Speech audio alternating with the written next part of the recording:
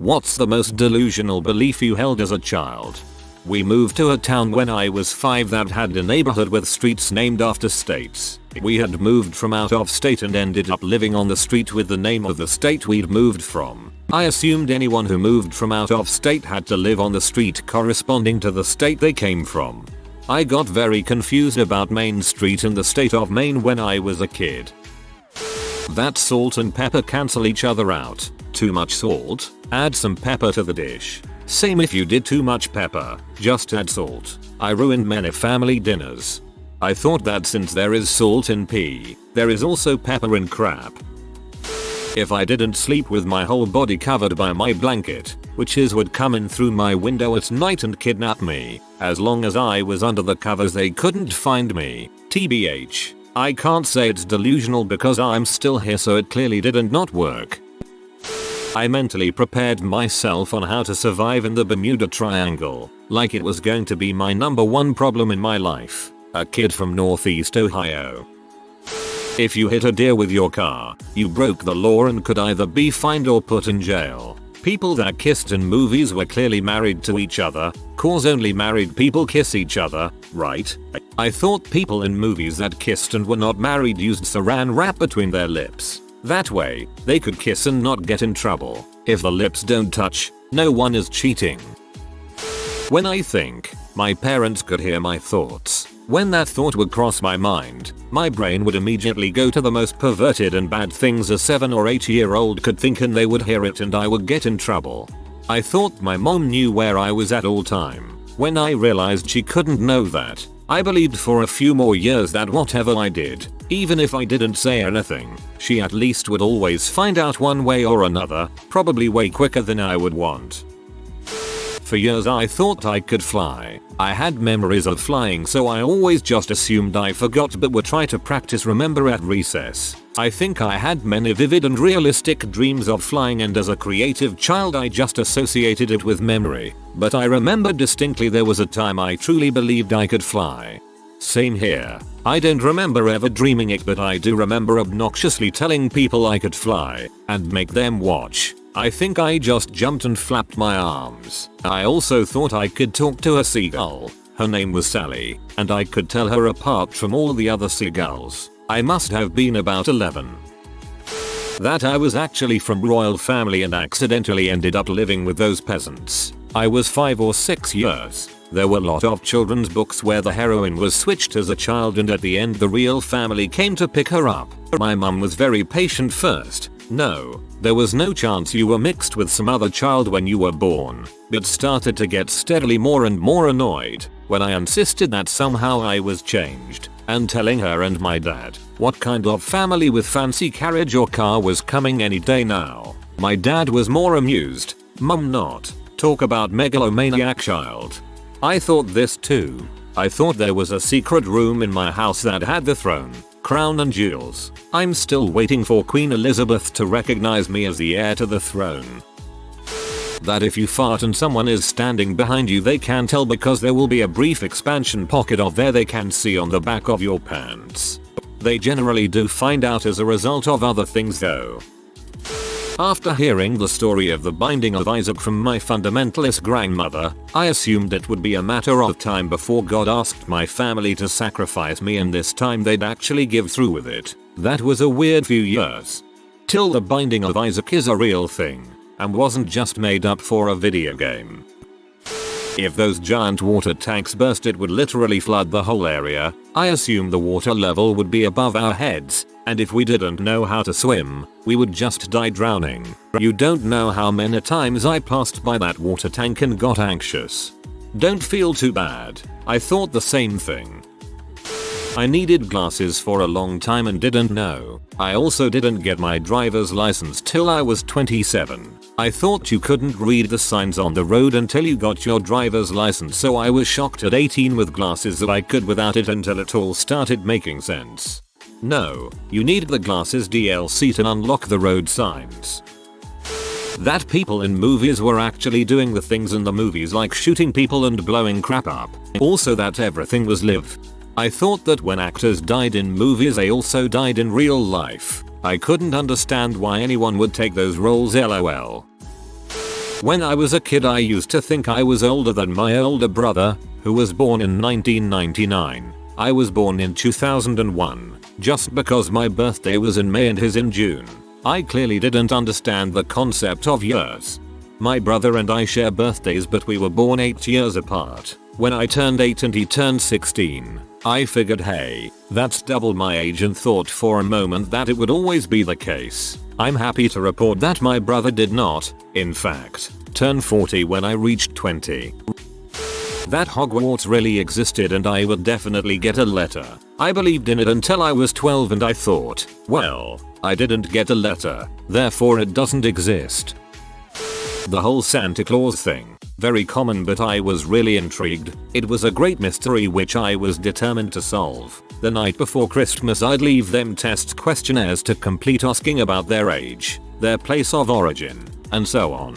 I'd also ask for their signatures. So it blew my mind the next day to read their answers and see their signatures. I remember how fascinated I was closely looking at their signatures, maybe more than I was for any present. I'd then try to replicate the CSI-like show from back then and dust the paper looking for prints and thinking oh man when I'm older with a job I'll rig my house with cameras and will know once and for all who are they. I can't believe adults are not doing this already, and my parents were helping me prepare things and in the post-analysis, right beside me, traitors. Kudos to my parents for playing along and giving me great mysterious answers. I believed in Santa for a long time too. One Christmas Eve as a kid, I saw a plane's silhouette briefly cross the moon and I would have sworn to you that I saw Santa in his sleigh.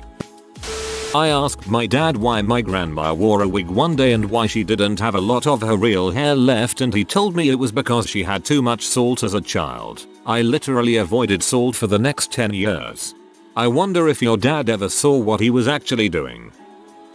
If I took a pee in a toilet that still had pee in it, it would create a child. I have no freaking clue where this idea even came from. This one made me chuckle. When I was in first grade I thought the FBI was after me, so anytime I saw Ford Crown Victoria I would hide behind something so as to not get snatched up by them. They bullied me because they were jealous. No one is jealous of a fat, spotty, socially awkward weirdo. It's bad form to tell kids that. It prevents them from being self-aware. Bullying is a way for other insecure people to feel better about themselves. But agree it would be better to be told that people who bully aren't your friends than being told they are jealous of you. That I had leukemia, because I saw it in a few different TV show media storylines around the same time. A Seventh Heaven episode and a Rascal Flatts song come to mind, but I think there were other examples. I thought the universe was trying to tell me something. As a teen when Deep Impact and Armageddon came out around the same time, I was wondering if it was a subtle warning from the world's governments about an impending strike. Then I realized Hollywood studios like to copy each other. My house number growing up in Toronto was 88. When we'd drive to visit my grandmother's winter home in Florida, her trailer park was something like 23,403 whatever street, and the high street number made perfect sense because it was like a 3-day drive. Told myself if you pet animals a lot they will live longer because it makes them happy. When I was in 4th grade we had our one really old cat die. Was like 17 years and I remember sort of thinking to myself that I single-handedly kept her alive for years for some reason. You probably did. This feels like the right thing. That it can't happen to me. You hear about bad things happening to folks. Life passing people by. People getting caught up by their mistakes. And growing up I was always like, dang, bummer, glad that's happening over there and not in my world. Almost 30 now and holy crap. That the abuse I suffered at the hands of my mom was just her doing what was best for me. A more light-hearted one. I saw a green caterpillar one time and I thought that the Pokemon Caterpie was real and we'd see Butterfrees out in the wild soon. I thought Pokemon were real too. I was disappointed when I couldn't catch one and become a Pokemon trainer. That I could just literally fly if I tried hard enough, wished for it hard enough. I used to sit in the playground trying to concentrate really freaking hard on levitating like I was some type of Jedi master. One time I even wrote a letter to my dead grandparent asking if he please could give me the ability to fly. My logic was that since he was in heaven now, maybe he could ask God personally to just grant me this inhuman power. I even attached a picture of a duck I drew as a bribe. I don't remember if I attached the letter to a balloon and released it into the sky or if I just threw it out of the window. But oh well. I was so sure that was going to work that just went on the playground the next day and Deda started jumping as high as I could to try and fly. I guess my duck drawing wasn't good enough. That people of color were that way because they painted their skin every morning. The only dark-skinned people I knew around age 6 had pale palms and bottoms of their feet. I thought that was proof positive of my theory. I asked my preacher what he did with all the offering money and he said that we gave it back to God. So I imagined that he just burned a bunch of money every Sunday evening and the smoke sent it back up to heaven. The reason we valued money so much was because God thought it was valuable too, and he wouldn't be wrong about that. That kind of reminds me of when I was in Sunday school and the priest came in to talk to the teacher or something and one of the kids asked if he was God. When my sister and I were younger, we believed brothers and sisters were supposed to marry each other. Therefore, we believed our mom and dad were brother and sister. That must have led to at least one interesting conversation with your parents. That everyone in America was Christian except for a small, quirky minority who was Jewish. And the key difference was that the Jewish folks didn't celebrate Christmas. I thought girls had penises behind the lips. When they went to pee I thought the little sausage would pop out only then. After the urination was complete, the millimeter Peter would retract back into its cave. Oh geez. That men will only see your outer beauty. Female intelligence is a myth. Once I hit 40, my husband will be entitled to move on to a younger model of woman. Thanks Dad. I hate you. Don't spread that kind of misogyny to a 12-year-old after you cheat. It took my husband being there for me to prove that was wrong. But man did I waste 10 years believing that. That a volcano could appear anywhere at any time. Like tornado. I've always looked for any changes in the terrain, which could indicate a volcano appearing in the area. That things should be fair is a default. My parents were always frank with me the life isn't fair, which was a bit of harsh truth for a kid, but was invaluable to me later on. My parents went the opposite route and tried to make everything as fair and equal as possible between me and my sibling. It took a lot of time unlearning that one. That war is a seasonal thing and was really big every few years. Turns out as a child I was witnessing subtle propaganda with campaign platforms and trying to make sense of it. That if you named a character after yourself in the Oregon Trail and they died, you would die too. I used to think I was a vampire because I thought I had fangs when really they were just canines. I would try to wear a lot of black and I would eat apples very strangely. I would also try jumping high in hopes of turning into a bat. Invisible cars. I loved the show Wonder Woman and her invisible ride freaked me out. When I started driving, I had this fear of getting into an accident with an invisible car. This developed into a massive driving issue when I was in my early 30s. I sat my husband down and told him that I needed to go to therapy. This is when I finally told him about my growing fear. He simply said, honey, if they're in an invisible car, then they are the ones who have to avoid you. It was a light bulb moment and I simply started laughing. I had never thought about it from the invisible driver's side. That if I smashed open the back of a TV, I would be able to jump in and join the show I was watching. I spent many hours of childhood debating if the reward of it being true was worth the beating I'd get for trying. That if you swallow gum, it stays in your body and after 7 years, you die. If you don't hold your breath while passing a graveyard, you will die at midnight. Pop rocks contain drugs. If you don't jump over the top of the escalator, you'll be sucked inside and trapped forever. You lived in a dangerous world. I thought adults just popped into existence one day. They never were born as kids and they would never grow up like I would. They just showed up at the dinner table or something one day and everyone would automatically know who they are and everything about them. Like, hey John. Hey, you exist. Yep, kids are weird.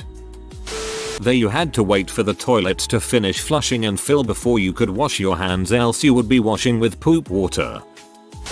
Color wasn't invented until the 1950s. All the photographs and movies I saw from before that time were in black and white. So I came to the logical conclusion that the world was in black and white until color was invented. That, if anyone disrespects any god, he and his loved ones will be severely punished in life and in heck. Thanks to my teachers. The reason why a lot of people are disabled, ugly, dark-skinned and suffer in life is because they were sinners in their past life. If I held my hand over the scanner at the grocery store, the scanner would suck me into the machine. I had literal nightmares about this. Thanks, Mom. So my family always used recycled toilet paper when I was growing up, and for most of my childhood I assumed that this meant it was toilet paper made from older toilet paper, rather than just being made from whatever other kind of paper. I imagined that there were people working at the sewage treatment plant who had the job of fishing out all the bits of toilet paper that had been flushed, sanitizing them somehow, and pulping them up to be recycled into new toilet paper. When there was an occasional fleck of brown unbleached paper, I assumed that this was a bit of poop that had slipped through the recycling process. Somehow none of this ever bothered me. Pre-pooped. That there is a place where the world simply ends, and there is nothing behind that place. As in, Earth is flat. That's because people have been saying at the end of the world and such. I always wanted to see what it looks like. Is it like there is no more land and you'll keep falling endlessly? Or there is some wall? Or maybe there is fire? If you are new to the channel, you can subscribe. I publish new videos every day. Until then, check another video.